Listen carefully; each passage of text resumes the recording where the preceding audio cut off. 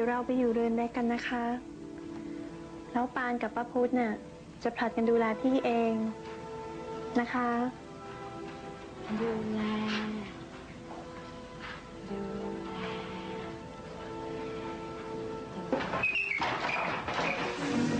ให้นายคนที่พี่ปัดรักมารักษาพี่ปัดเลยเหรอ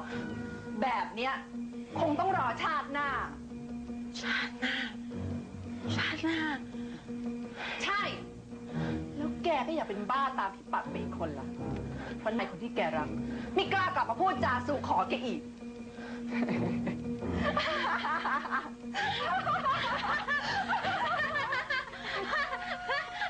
หัวเราะอะไรพี่ปานหัวเราะอะไรพี่ปาน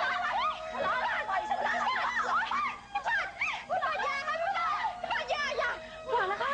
เข้าไปแล้วนะคะใจเย็นๆใจเย็นๆหัวเราะอะไร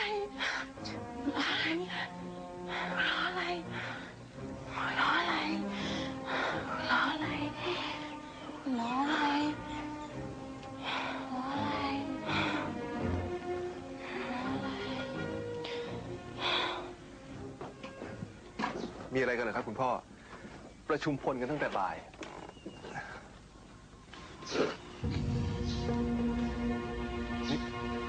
เกิดอะไรขึ้นหรือครับ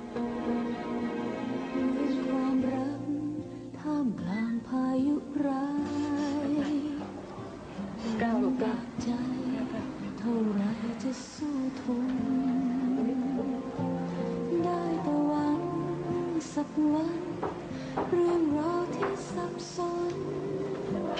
ลมจะพัดพาผ่านไปขอแค่รู้หากเธอมีทุกร้อนเดี๋ยวสักทีขอแค่รู้ยังคิดถึงกันนานเท่าไรจะรอก็คงมีสักวันรักของเราดูค่อนข้างจริงในความเกลียดชังที่ยังลุกโชนฉันจะยังรักเธอเสมอในความบาดหมางที่เราได้พบเจอจะหยุดไว้ด้วยรักฉันยังหวังคนโง่และไม่รักเกียรติแห่งสกุลสมควรแล้วที่ต้องเป็นบ้าคงเปลี่ยนแปลงเรื่องราวพวกแกจะเปลี่ยนความเชื่อที่ว่าแม่หนูปัดเป็นคนแข็งกร้าว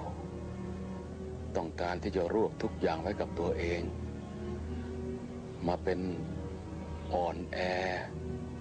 แล้วก็เปราะบางอย่างมากๆผู้คนที่แวดล้อมล้วนแต่ทำตามอำเภอใจโดยไม่เคยนึกถึงหัวอกของแม่หนูปัดเลยก็ได้นะฉันไม่ว่าท่านนาอยู่เมืองไทยนะผมจะลากตัวไปเห็นกับตาเลยว่าสภาพคุณอาปัดตอนนี้มันน่าเวทนาขนาดไหน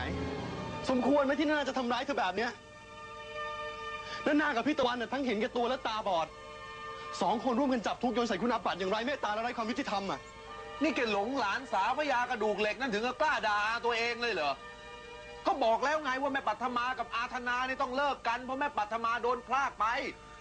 แล้วแกจะให้อาแกนี่อ้าปากรอไปถึงชาติไหนถูกพรากก็ตามสิครับคุณพ่อหรือถ้าตามไม่ได้ก็ใช้ข้อกฎหมายสิครับคุณอาปัดเป็นเมียนานะครับนามีสิทธิ์ฟ้องร้องได้อยู่แล้วอ่ะผมว่านาใช้โอกาสนี้ทิ้งคุณอาปัดมากกว่าทั้งนาและพี่ตะวันผิดมากครับผิดที่สุดเลยด้วย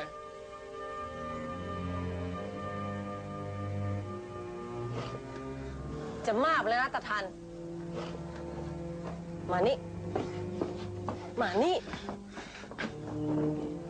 มันเรื่องอะไรครับคุณปู่คุณพ่อเจ้าธนาส่งหนังสือหย่ามาแม่ปัดช็อกจนเป็นบ้าอะไรนะครับคุณพ่อ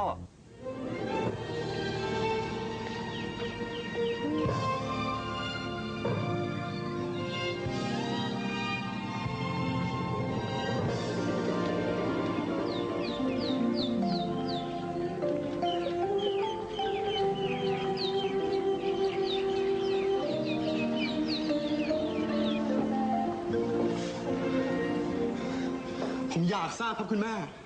ว่าใครจะรับผิดชอบเคราะห์กรรมครั้งนี้ของคุณอาปัทมา เรื่องความรับผิดชอบเราไล่เรียงได้ ว่าใครควรจะเป็นคนคนนั้น แต่ที่ทันเอะอาใส่คุณปู่แม่ว่าไม่สมควรนะ คุณแม่กลัวคุณปู่โกรธที่ผมแสดงความเห็นใจต่อคนในสกุลธรรมคุณที่คุณปู่ไม่ชอบใช่ไหมครับ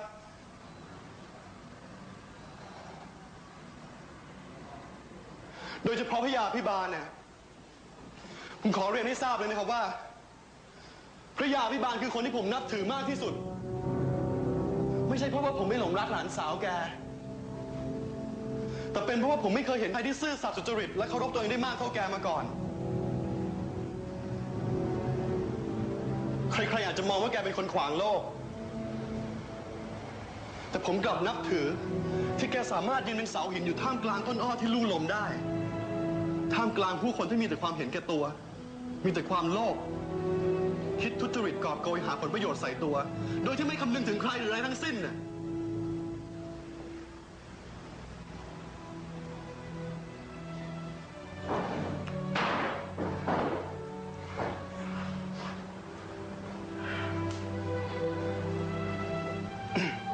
นี่ตาท่านอาเองก็เห็นใจในตัวพระยาอภิบาลมากเท่าๆกับที่แกเห็นใจนั่นแหละ ได้เห็นใจคุณอาปัดมากๆด้วย แต่ถ้าจะให้ตาธนาแล้วก็หนูตะวันนะล้มเลิกการแต่งงาน แล้วให้ธนากลับมาอาคิดว่ายาก ข่าวว่าก็อยู่ด้วยกันที่อพาร์ตเมนต์เดียวกัน มันหมายความว่าความสัมพันธ์เขาน่ะเลยเถิดไปถึงไหนๆกันแล้ว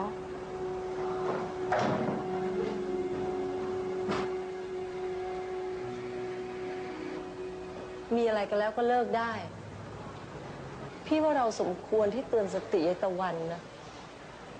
อย่างน้อยให้เขารู้ว่า เขากำลังมีความสุขอยู่บนความทุกข์ของใคร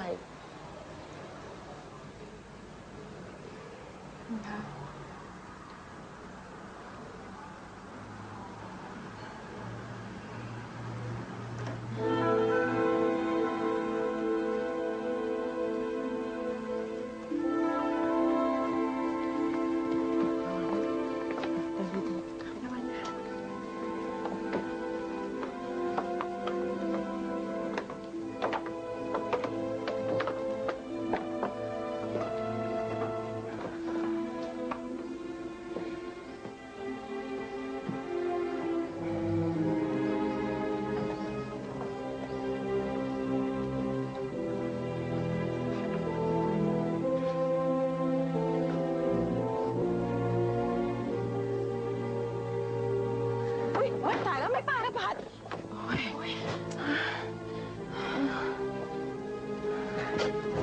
ตายแล้วพี่ป้าหายไม่ป้าจะหายแล้วนะ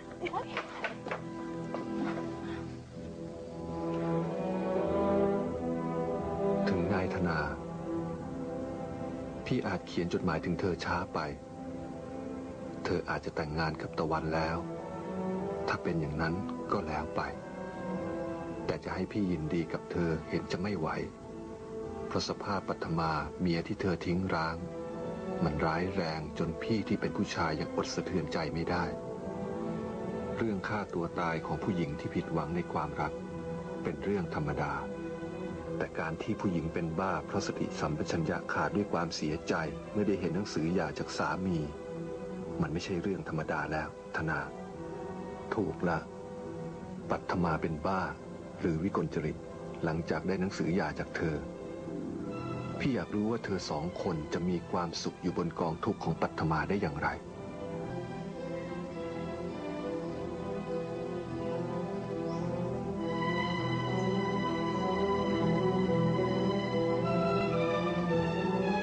ที่เขียนมา พี่ไม่ได้มีเจตนาให้เธอสองคนเลิกกัน หมายถึงหากเธอแต่งงานกันแล้ว แต่พี่อยากให้เธอลืมทุกอย่างทางนี้ให้สนิทและใช้ชีวิตอยู่อเมริกามากที่สุด